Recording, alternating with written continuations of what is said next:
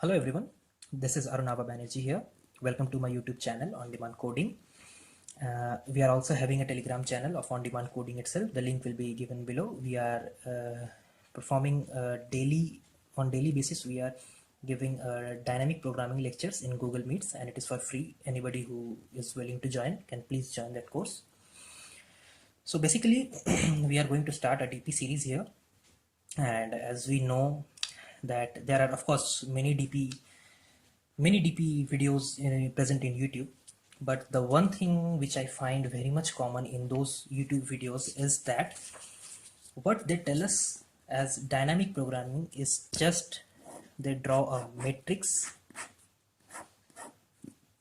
and start coding from here. Okay, I fill this value as 0, I fill this value as 1 or something else. Okay, we are comparing these two values, getting a which is greater, adding +1, and okay, finally filling this value, fetching this result. Okay, this is my answer. So my question to them is just one thing, that whether it is God or anyone else who gave them this intuition that okay, you gave me a matrix and I will give you the answer. What is the logic behind it, man? So that's my basic focus, and I want to focus on it and make you understand it, that without drawing this what we call matrix, there exists dynamic programming, and that's my goal. And my goal is to take you through the basics of dynamic programming, what we all should know. So to start with dynamic programming, I have few concepts here, and believe me, if we cover these concepts which are written here: knapsack, longest common subsequence, matrix chain multiplication, DP on matrix, digit DP, DP on trees, all these concepts, from each of the concepts, for example from this knapsack concept, I will be able to do at least 10 to 15 questions. Those are of same format.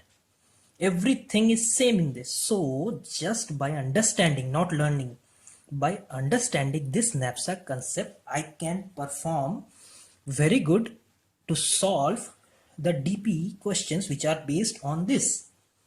And these are very basic concepts which I know I would be able to clear with you all in a very steady manner. And each of these concepts are very important in DP, and I will make sure that this goes in your mind without drawing any kind of matrix. Why I am not focusing in matrix thing is that the thing is that if I understand what a knapsack is, okay, in one format of question, I know I can show you by drawing a matrix and I can drive your result here. But believe me, if I give another question on that knapsack concept itself, the result will not come here and you would not be able to perform this. Believe me this. But if you go in this format, which I will be taking you through, is optimal substructure, finding the optimal thing. This is the base of recursion. If you are coming to this dynamic programming video without having any understanding of recursion, then please get a basic understanding of recursion. What is a recursion, how it works, how to draw a recursion tree. At least drawing a recursion tree must be in your mind when you are coming to DP, because by drawing the recursion tree only we will be fetching the overlapping thing. So we will be discussing those things which are okay. Now let's, when I am talking about recursion and I am mentioning this recursion so many times and I am telling this is important, so the reason behind it I need to tell you. Why I am telling recursion so many times is that, for example, if anyone knows what is a recursion, this is very much necessary for us to know what a recursion is and how we draw the recursion trees and all. So basically, assume these are function 1, function 2, function 3, function 4. Okay, so these are the function calls which I am making.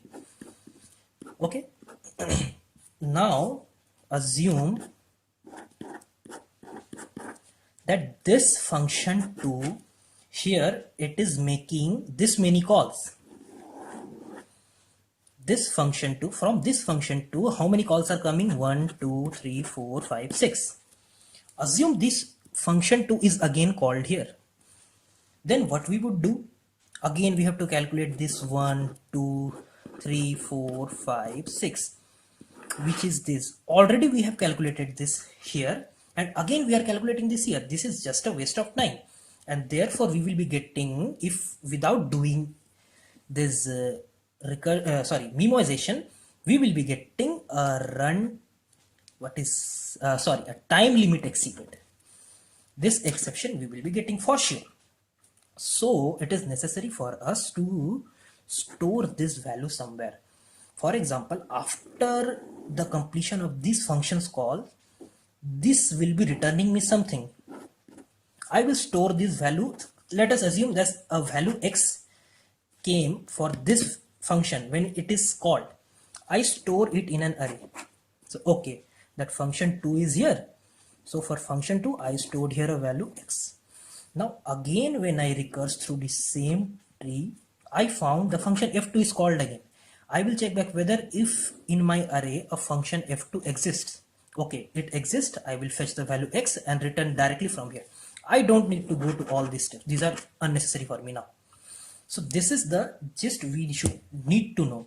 And these all the things why they are drawing the matrix and all is just this thing only, and you will be able to know very clearly once and all we perform these things and in a sequential manner, finding the optimal substructure, recursion tree, and the memoization which I showed you here.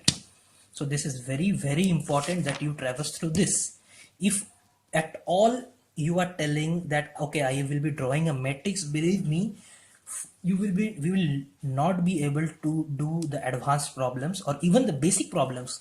This knapsack questions has many beautiful problems which we need to know. For example, the questions like target sum, the questions like count the subset sum which are given for a particular value or in a particular array, then the rod cutting problem, coin change problem. So these are the very classic problems of these knapsack based questions. Okay, these are having the same structure, but some lines of code are changing in that, but that changes will not be able to be accepted by this if we draw only a matrix.